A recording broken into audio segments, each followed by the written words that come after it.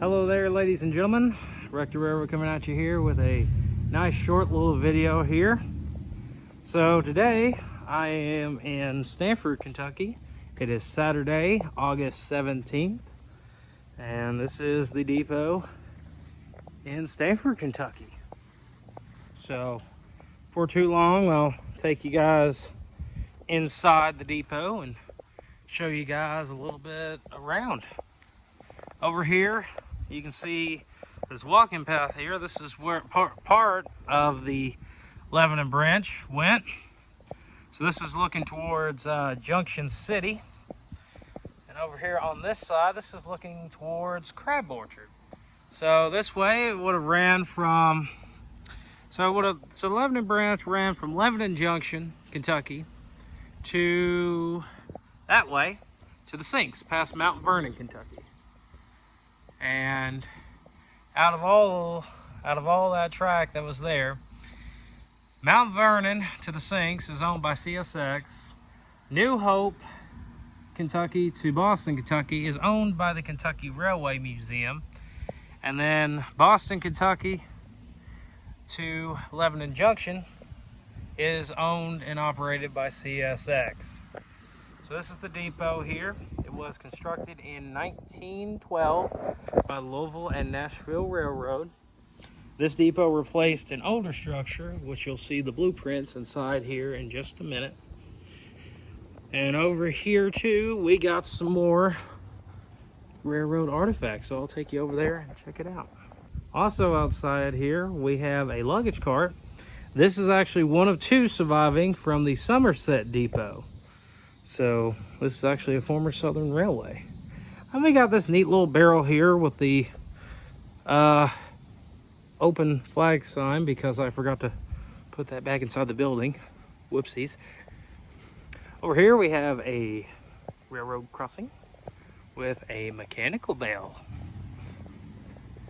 Don't see too many of these anymore. So I imagine this would have been for this crossing here. It says 2 tracks. I would imagine it'd be for this. Over here we got a caboose. So the caboose here is a former chassis system disguised as an L&N. This is actually one of 2 depots that do this for this kind of style. The other one is in Bowling Green. And actually there's really a lot of L&N depots that don't actually have L&N cabooses. Kind of a common trend for C&O cabooses to be here. But yeah, this is the caboose here. It's in nice condition. It's pretty good. Take you up over here and I'll show it to y'all real quick. Also over here, we got a switch stand. This is really neat. We got a switch stand and we also have a motor car. So this would have been used by the maintenance way people. Basically, this is the precursor to the high rail truck. This is what ended up replacing them. And got like a little cart thing back here full of ties and tie plates and a knuckle coupler and a few other things. And this thing's made out of wood. So you can see inside of here, it's definitely seen better days. Definitely seen better days. All right, now moving across here to our lovely caboose. Here, this caboose is really nice. Seems we've gotten a lot of nice new wood here. You actually start to see the chassis, the tracks here starting to bleed through the design. The L&N paint. Taking a look inside here in the caboose. See its number there. See where the conductor and brakeman was sitting at, where they'd sit at. Over here we got the brake. And then here we got the inside of the caboose. Not much to look at, but still pretty cool. And now I'm going to show you guys inside the depot. So let's take you guys around here. So we have over here the original blueprints for the Stanford depot. So this was the original building that was constructed here in 1866, and then it was torn down in 1911 and was replaced by this building here that was built in 1912. So here we have a model here of Logan's Fort. This is a pretty neat place. It's actually not too far away from here. Over here we have, get behind in here, I'll show you guys. So here we have the original blueprints here for this depot. And then we also, over here, you can see a picture here back in the day of this depot. Very cool. Here it is when it was abandoned. This is the freight depot that would have stood right out where the parking lot is today. So pretty cool there. For here we have the crab orchard corner. Crab orchard used to be quite the busy place back in the day. It used to have a resort. It also had a whole bunch of natural springs and actually could be used for medical purposes, if you will. It's kind of neat stuff here. So we go back here, see some more stuff here, as well as a county map. Pretty neat, and all the steam and electric railways. This is actually in 1920. Pretty cool stuff here. Okay. Also have a license plate here for L&N. It's actually a picture of 4501. You can actually see where the Southern was right here. Should have done it in 1593. Jokes to anyone who actually gets that. We got a, probably gonna butcher this here, a velocipede.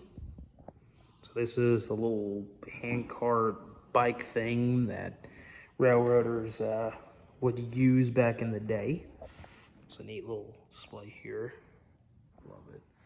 One of the more interesting things is in 1932, actually it was October 22nd to be exact, then Governor FDR actually stopped here and campaigned. Stopped here in Stanford and gave a little speech and moved right on along.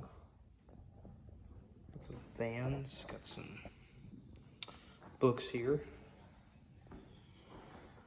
And once you see my Model Club logo, this will look very familiar to you. We have a end of train device here. This is pretty neat stuff. This is what eventually replaced the caboose because trains got too long, got too tall, too wide, became harder for the conductor to do their job. So they ended up replacing them with this technology. And it essentially does what the conductor would have done, and the conductor's now been moved up to the cab. And this essentially controls, watched out for hot boxes. If the train was separated, it would actually apply on the emergency brakes. So here we have a few different depots that would have been around here in the area. Most of them is on the Lebanon branch. Others are on the C&O and TP. So we got, here in the center, we got Borland. Down here we have Lebanon, Kentucky. That's pretty neat. Here, of course, we have Stanford, the one we're in. Junction City. This one over here is Mount Vernon. Over here is Crab Orchard. And last but not least is McKinney. Need to put Kings Mountain over in here. Over here we have a locomotive bell, and it does ring. See there. Of course, we have the depot sign, as well as various other artifacts here from the railroad.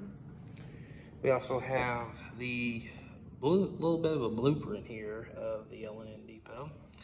This was actually in a Railroader Modelers magazine to make a model of it, an HO scale. It's pretty cool. Over here we have a very nice picture of the freight depot that was out here at one point. We got some shovels, other things. Here we have a pot-bellied stove. So this was used to heat the building back in the day. We got some luggage carts here, as well as some hats. See all this stuff here. Here is the Lexington Union Terminal, which was both serviced by the L&N and the C&O. Very cool stuff here. We got a lantern. We have a wheelchair. That's pretty nice. And we got some other little artifacts here from back in the day.